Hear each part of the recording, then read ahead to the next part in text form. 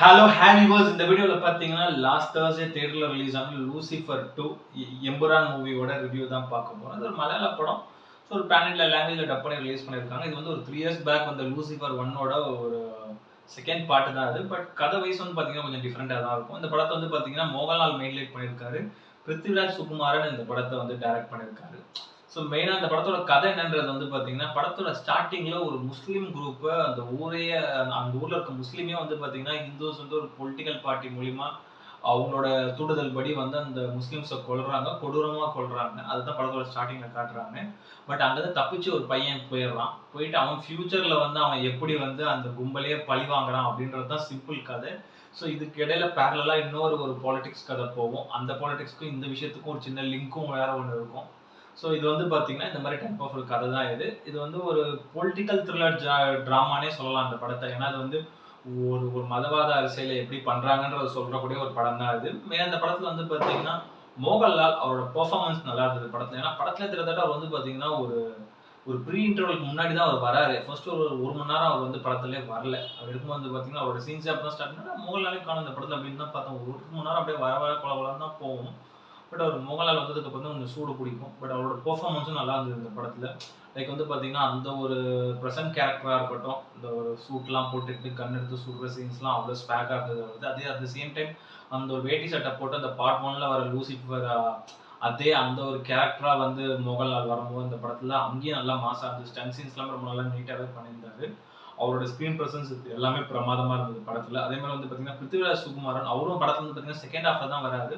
அவரோட கேரக்டர் தான் செம்ம ட்விஸ்ட். அந்த படம் பார்த்தவங்களுக்கு புரியும். ஏன்னா அந்த ஒரு செகண்ட் ஹாஃப்ல அந்த ஒரு ப்ரீ கிளைமேக்ஸ்ல அவரோட கேரக்டர் அவர் யாருன்னு சொல்லமோ அது ஒரு ட்விஸ்ட் ரொம்ப நல்லா நீட்டாவே இருந்தது. அதே மாதிரி அபிமன்யு சிங் அவர் தான் அந்த படத்துல முக்கியமான வில்லனா பண்ணியிருக்காரு. ஒரு நெகட்டிவ் ஷேட் ஆஃப் ஒரு கேரக்டர் தான். இப்போ ரீசெண்டாக நிறைய படங்கள்ல அவர் தான் பண்ணிட்டு வராரு. மலையாள படங்களா இருக்கட்டும், தெலுங்கு படங்களா இருக்கட்டும், ஈவன் தமிழ் படங்களா இருக்கட்டும், எல்லா படத்துலையும் அவர் தான் வில்லனா பண்ணிட்டு வராரு. அப்படியே ஒரு பேன் இண்டியா வில்லன் மாதிரி ஆகிட்டு வராரு. பட் நீட்டா அந்த அவரோட வில்லனிசம் இந்த படத்துல ரொம்ப நல்லா நீட்டாக ஒர்க் அவுட் ஆயிருந்தது.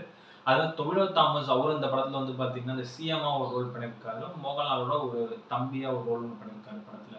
ரொம்ப நல்லா நீட்டா இருந்தது அவரோட கேரக்டர். ரொம்ப சிம்பிளான ஒரு கேரக்டர். ஏன்னா ஃபர்ஸ்ட் ஹாஃப்ல ஒரு மாதிரி ஃபைரியான ஒரு கேரக்டர். பட் இந்த பார்ட்ல அவருக்கு அந்த அளவுக்கு பெருசா ஒரு ஸ்கோப் இல்ல அப்படின்னு தான் சொல்லுவேன் ஆக்டிங்கை பொறுத்த வரைக்கும். பட் கொடுத்த கேரக்டர் நல்லா நீட்டாவே பண்ணியிருந்தாரு. மஞ்சு வாரியர் மெயினா அவங்க வந்து செம பர்ஃபார்மன்ஸ் இது. அப்படியே அந்த ஒரு புரட்சி பெண்மணி மாதிரி பண்ணியிருக்காங்க படத்துல. ஸோ அவங்க ஆக்டிங்கை பொறுத்த வரைக்கும் ரொம்ப நல்லா சூப்பரா இருந்தது. நான் ஏதாவது பயங்கர ஸ்டன் சீன்லாம் பண்ணுவாங்க இந்த படத்துல அப்படின்ற மாதிரி நினைச்சேன். பட் ஆனால் ஃபுல்லா வாய் வார்த்தைகளே போயிடுச்சு. ரொம்ப நல்லா நீட்டா நடிச்சிருந்தாங்க அவங்க படத்துல. அவங்க கேரக்டர் அந்த அளவுக்கு சூப்பராக டிசைன் பண்ணியிருந்தாங்க டேரக்டர். அதே மாதிரி இந்திரஜித் சுகுமாரன், கிஷோர், சூரஜ் வெஞ்சரமோடு, ஸோ இவங்க எல்லாமே வந்து பார்த்தீங்கன்னா ஒரு முக்கியமான கேரக்டர்ஸ் இந்த படத்தில் பண்ணிருக்காங்க. சின்ன சின்ன கேரக்டர்ஸ் தான் அவங்க கேரக்டர்ஸ் எல்லாமே.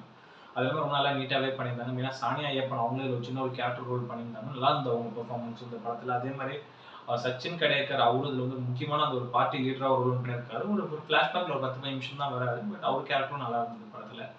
மெயினாக வந்து பார்த்தீங்கன்னா தீபக் தேவோட மியூசிக் பொறுத்தவரை படத்தில் வந்து பேக்ரவுண்ட் ஸ்கோர் ரொம்ப சூப்பராக வந்து நிறைய இடங்களில் பேக்ரவுண்ட் ஸ்கோர் ஒர்க் அவுட் ஆச்சு. அந்த மாஸ் எலிமெண்ட்ஸ்லாம் நல்லா எலிவேட் ஆச்சு. சாங்ஸ் அந்த அளவுக்கு பெருசாக எதுவும் இம்ப்ரெசிவாக இல்லை. அதுமாதிரி சுஜித் வாசுதேவோட சினிமாட்டோகிராஃபி இந்த படத்தில் வந்து பார்த்தீங்கன்னா ரொம்ப நல்லா நீட்டாக வந்து நிறைய நியூ லொக்கேஷன்ஸில் போய் எடுத்திருக்காங்க கூட, நிறைய ஃபாரின்ல எடுத்திருக்காங்க. அதுதான் ஏன்னா இந்த மாதிரி ஒரு சிம்பிளான ஒரு படத்தை அந்த அளவுக்கு ஒரு பெரிய பட்ஜெட்டை போட்டு ஃபாரின்ல போய் எடுக்கிறாங்கன்னா பார்த்துக்கோங்க. ஏன்னா அந்த அளவுக்கு ஸ்டஃப் இந்த படத்தில் கிடையாது. பட் ஆனால் சினிமாட்டோகிராஃபி ரொம்ப ரிச் அண்ட் கிராண்டியரான விஷுவல்ஸாக தான் இருந்தது. மெயினாக வந்து அகிலேஷ் மார்லனோட எடிட்டிங் அந்த படத்துக்கு வந்து ஒரு பெரிய ப்ளஸ் தான் நான் பார்த்தேன். ஏன்னா படம் ஒரு 2 மணி நேரம் கிட்ட போகுது.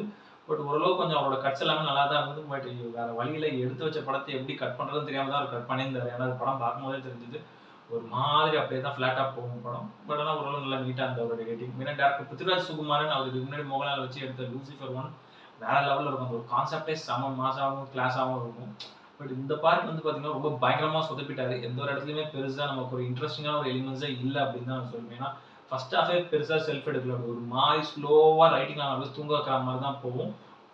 ஒரு சில இடங்கள்ல அந்த ஒரு மாஸ் சீன்ஸ் தான் ஒரு ஸ்டன் சீன் வரும். திரும்பி அப்படியே தூங்க வைக்கிற மாதிரி போகுது. எப்படின்னா தெளிய விட்டு நம்மளை தூங்க வச்சு அடிக்கிற மாதிரி தான் இது வந்து கணக்கு. அந்த மாதிரி தான் இருந்தது ரைட்டிங். ரொம்ப பிருத்திவிராஜ் சுகுமாரன்கிட்ட இந்த மாதிரியான ஒரு ரைட்டிங் நான் எதிர்பார்க்கவே இல்லை. இந்த படத்தில் ஒரு ஆவரேஜாவது இருக்கும் தான் நான் எதிர்பார்த்தேன். பட் நிறைய நெகட்டிவ் ரிவ்யூஸ் தான் கேவலப்பட அந்த படம் ரிலீஸ் ஆனதுக்கப்புறம் நிறைய நெகட்டிவ் ரிவ்யூஸ் நான் கேள்விப்பட்டேன். அப்படி இருக்கும்போது சரி ஒரு பெரிய பாசிட்டிவாக எனக்கு தோணுச்சு. படம் எடுத்து பெருசாக ஹிட் ஆகிடும், செமையாக இருக்கும்.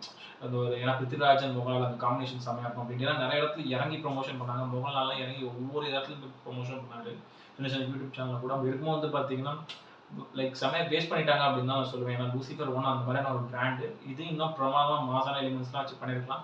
சும்மா 2, 3 மாஸ் ஃபைட் சீன்ஸ் வச்சு ஒரு சில மாஸ் எலிமெண்ட்ஸை வச்சு மிச்ச இடங்கள்லாம் அப்படியே தூங்க வைக்கிற மாதிரி ஒவ்வொரு சீனும் ரைட்டிங்ல ரொம்ப பொறுமையா மெகா சீரியலோட பொறுமையா போன மாதிரி இருந்தது தான் எனக்கு வந்து ரொம்ப ஒரு மைனஸா படுது. நிறைய இடங்கள்ல நான் தூங்கிட்டேன் செகண்ட் ஹாஃப்லாம் சொல்ல போனா அந்த படத்துல. நான் அந்த மாதிரி தான் அந்த ஃபர்ஸ்ட் ஹாஃபுமே ஸ்டார்டிங்ல தூங்கிட்டு அந்த ஓரளவு தூங்கி தூங்கி எந்திரிச்சு பார்த்த மாதிரி தான் ஃபீல் ஆச்சு. அதுவும் படம் அந்த 2 மணி நேரம் 40 நிமிஷம் படம் ஏதோ ஒரு 4 மணி நேரம் போற மாதிரி ஃபீல் ஆகும். இது அந்த மாதிரியான ஒரு படம் தான் அது. ஸோ எதுக்கு இந்த மாதிரியான படத்தை பிருத்திவிராஜ் எடுத்தாரு அப்படின்றது தெரியல. கண்டிப்பா அந்த படம் பார்த்தீங்கன்னா நீங்க பிருத்திவிராஜ் என்ன டைரக்ட் பண்ண தெரியுமா இல்லையான்ற மாதிரி கேட்பீங்க. அந்த மாதிரி ஒரு சம்பவத்தை பார்த்து விட்டு போயிட்டாரு. கண்டிப்பா அதை எதிர்பார்க்கவே இல்லை. ரொம்ப ரொம்ப ஒரு பிலோ ஆவரேஜான ஒரு படமா அந்த படம் போய் கடைசியில் போய் நின்றுச்சு. இது கொஞ்சம் ஓரளவு கொஞ்சம் ரைட்டிங் கொஞ்சம் ஸ்ட்ராங்கா எழுதியிருந்தா கூட படம் நல்லா இருந்திருக்கும். பட் இது ரொம்ப சொதப்பிட்டாரு ஸ்க்ரீன் பிளே ரைட்டிங்ல. ஃபர்ஸ்ட் ஹாஃபா இருக்கட்டும் செகண்ட் ஹாஃபா இருக்கட்டும் எங்கேயுமே படம் செல்ஃப் எடுக்காம ஒரு மாதிரி ஃபிளாட்டா போனதுனால நம்ம ரொம்ப சோதிக்க வச்சிட்டாங்க அப்படின்னு தான் நான் சொல்லுவேன். ஸோ இந்த படம் வந்து பார்த்தீங்கன்னா என்னை பொறுத்தவரைக்கும் தியேட்டரில் போய் ரொம்ப ரொம்ப போர் அடிச்சுன்னா ஒரு வாட்டி ஒரு 1 டைம் பார்க்கலாம். அப்படின்னா ஓடிடியில் வந்து தான் பார்க்கலாம். இது என்னை பொறுத்தவரைக்கும் தியேட்டர் மெட்டீரியலான்னு கேட்டிங்கன்னா கண்டிப்பாக தியேட்டரில் போய் அவ்வளோ அமௌண்ட் கொடுத்து பார்க்குற அளவுக்கு இது ஒர்த்துனா என்னை பொறுத்தவரைக்கும் நான் இல்லைன்னு தான் சொல்லுவேன். இந்த படத்துக்கு ரேட்டிங் வந்து பார்த்தீங்கன்னா 10க்கு வந்து ஒரு 5 கொடுப்பேன். அந்த அளவுக்கு ரொம்ப ஒரு பிலோ ஆவரேஜான ஒரு படம். ரொம்ப ரொம்ப போர் அடிச்சுன்னா வேணா போய் பார்க்கலாம். ஓரளவு ஒரு சில மாஸ் எலிமெண்ட்ஸ்லாம் நல்லா இருக்கு. அது தவிர படத்தில் வேற எதுவுமே இல்லை. இந்த வீடியோ பிடிச்சிருந்ததுனா லைக் பண்ணுங்க, கமெண்ட் பண்ணுங்க, ஷேர் பண்ணுங்க, இந்த சேனலை சப்ஸ்கிரைப் பண்ணுங்க. இந்த வீடியோட லிங்க் உங்க ஃப்ரெண்ட்ஸ் எல்லாருக்கும் ஷேர் பண்ணுங்க. வேற ஒரு நல்ல வீடியோல மீட் பண்ணலாம்.